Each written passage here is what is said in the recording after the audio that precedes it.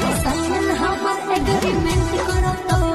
एक दो दिन नहीं परमानेंट करो तो ओकर संग रहबो फ्लैट लेके ओहे जवानी के रेट भरो तो